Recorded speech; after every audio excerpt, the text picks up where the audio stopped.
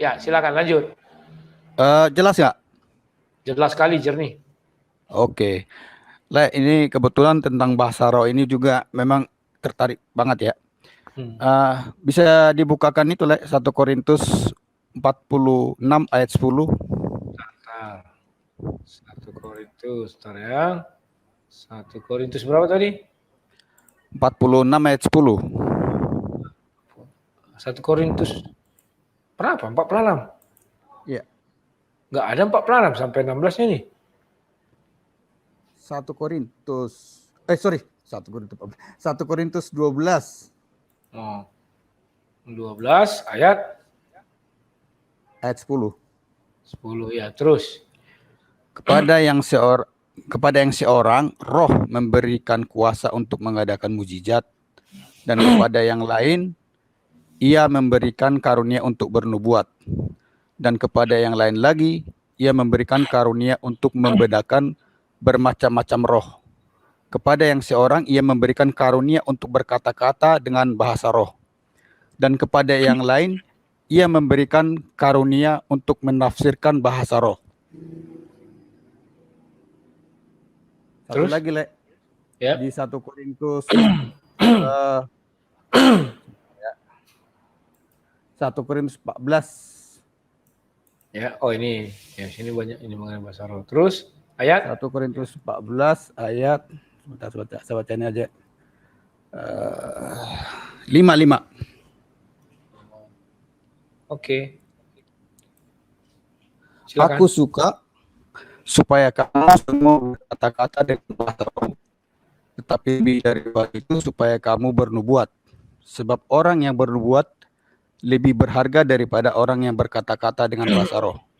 Kecuali kalau orang itu juga menafsirkannya sehingga jemaat dapat dibangun. Begini, Le. Saya juga dari gereja ini ya, Pak Le, ya. Dari dulunya dari gereja Batak ya. Sekarang ikut karismatik. Jadi memang bahasa roh ini di beberapa karismatik kan memang sering kita dengar ya. Cuman buat saya jadi pertanyaan, Le. Dan tadi ada sebelum ini kan ada yang katanya bisa Bapak berbahasa roh ya. Ya. Cuman mengacu ke ayat ini, tadi Masnya yang tadi bilang bahwa nggak ngerti artinya ya. Nah, cuman yang kemarin saya baca-baca di sini kan, kalau saya bisa berbahasa roh, harus ada orang yang bisa menafsirkan apa yang saya omongkan. Atau setidaknya tadi yang di di Korintus yang ayat 5 tadi, setidaknya saya harus bisa menjelaskan supaya bisa membangun jemaat. Itu. Nah, itu menurut Le gimana, Le? Soalnya kalaupun kita tanya pada mereka yang bisa berbahasa roh, memang mereka bilang bahwa tidak bisa diartikan. Karena itu sementara kalau kita baca di Korintus ini kan agak bertentangan gitu, Le ya. Menurut pandangan Le gimana itu, Le? Oke, aku jawab ya. Sama itu satu lagi deh ya, Le. Masalah tadi Le bilang katanya didoakan nggak mempan lah ya sama Pak Pardede itu. Jadi mungkin pada saat itu Le masih apa kali ya, belum mencari kebenaran kali ya. mungkin bisa di-sharing kali Le. Kan kemarin saya tertarik tuh waktu Le bilang itu sebelumnya memang saya udah sempat meninggalkan Tuhan ya. Terus ada karena kejadian di pesawat saya jadi mencari Tuhan. Bisa di-share kan Le? Soalnya kasusnya sepertinya hampir sama kita. Sempat juga kapan waktu ya. Oke, terima kasih. Le. Oke. Kawan-kawan, semakin hari pengetahuan kita mengenai roh ini semakin bertambah. Sekarang saya bukakan kepada kalian ya. Ketika saya dulu pernah mengatakan bahasa roh itu terjadi ketika dimulai dengan turunnya Roh Kudus. Maka orang-orang berbahasa roh, kan demikiannya, dan itu untuk penginjilan. Disinilah saya saat itu agak keliru. Dan saya minta maaf kepada kalian, kelirunya gimana? Bahwa di sini dituliskan bahasa roh yang mereka tunggu itu adalah roh dalam huruf besar atau roh Tuhan. Ya. Jadi kawan-kawan, ini saya singkapkan lagi kepada kalian. Bahwa roh yang dari Tuhan itu, huruf besar ya, itulah untuk penginjilan. Maka daripada itu, di 1 Korintus yang dibilang lain tadi, 1 Korintus 12 dibedakan langsung 2 ya. Nah, ayatnya yang keberapa tadi 11 ya. Nah, tetapi semuanya itu dikerjakan oleh roh yang besar kan. Nah, baru mana tadi ya? Sebentar masih aktif dia nih ya. Halo pencari kebenaran. Halo. Ya. Halo Lai. Itu 1 Korintus 12 ayat berapa yang tadi dia baca? Ayat 5. Jadi ayat 5 ya. Bukan 1 Korintus 12 ayat berapa? Yang mana? Yang 10 kali. Ya 10. Oke lah ya, aku salin lagi. Ya. Jadi kawan-kawan, inilah penyingkapan kita malam ini. Ternyata 1 Korintus 12 ayat 10 jelas mengatakan, kepada yang seorang roh memberikan kuasa untuk mengadakan mujizat. Artinya ini sesuai dengan kisah para rasul 2 tadi ya, bahwa mereka berbahasa roh, sehingga mereka bisa berbahasa-bahasa bangsa-bangsa di dunia. Paham ya kawan-kawan ya? Nah, sekarang kita lanjutkan. Itu roh besar ya, ini roh besar. Dan kepada yang lain diberikan karunia untuk bernubuat.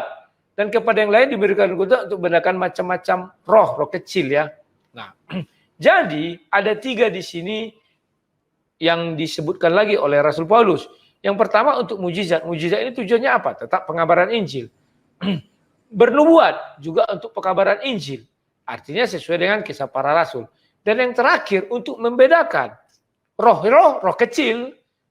Paham ya, roh kecil dan roh besar yang ada di dalam diri orang atau manusia-manusia ya. Macam-macam roh. Itulah karunia roh besar.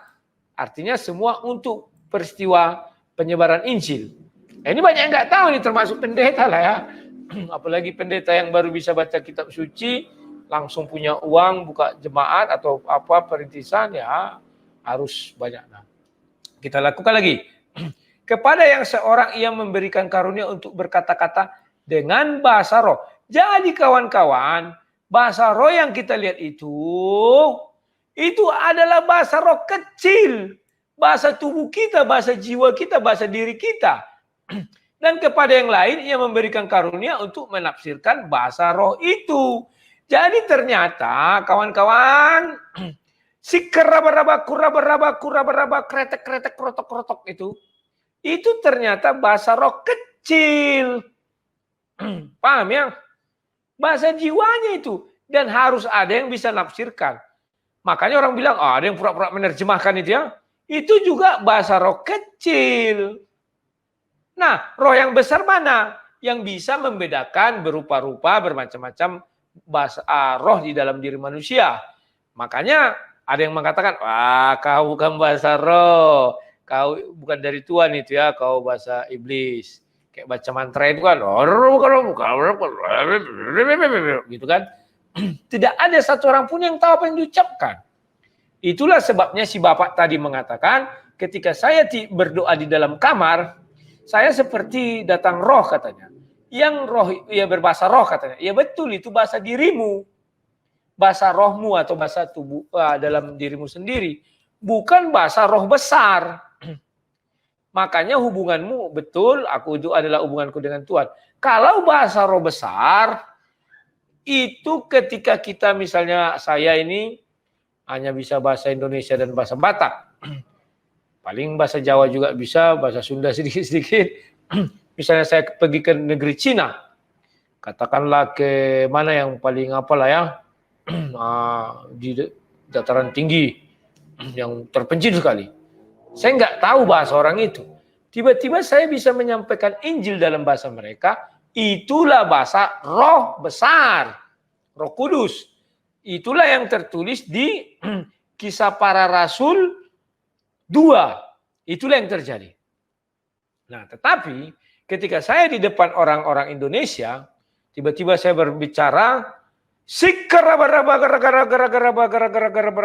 itu bahasa roh sendiri. Bukan itu bahasa roh kudus atau roh Tuhan. Jadi mungkin saya memiliki karunia roh besar. Kenapa? Karena saya menjelaskan kepada kalian perbedaan. Kan dia bisa membedakan rupa-rupa atau macam-macam bahasa roh. Ya, kenapa? Saya harus percaya diri dong. Bahwa saya dikarunia Tuhan. Kan dibilang dikirim pada semua orang. Ya kan? Maka pernah saya ketika itu saya pikir ini bahasa roh dari Tuhan. Tidak. Karena bahasa roh dari Tuhan sudah jelas. Untuk penginjilan itu menyebarkan berita ya, pergilah jadikan seluruh bangsa muridku. Yang kedua, sudah kita ketahui dibilang untuk mengusir menubuat, membuat mujizat dan bisa melihat dengan jelas membedakan macam-macam bahasa roh kecil. Nah, ayat itu juga 1 Korintus ya, ingat ya, 1 Korintus 12. Itu pegangan kita. Ayatnya yang ke-10. Baru dijelaskan lagi, ada orang yang berbahasa roh, rohnya kecil. Itu artinya roh yang dibuat-buat dia sendiri. Roh kecil itu ya kawan-kawan ya. Sekarang sudah mulai jelas ya. Ini enaknya kalau kita sering diskusi, tapi jangan kalian kira diskusi itu langsung hari itu mentok, habis. Tidak. Saya selalu bilang ini saya simpan dulu. Kalau saya masih oke, saat ini asumsimu bisa diterima, besok akan saya cari antitesisnya kan demikian.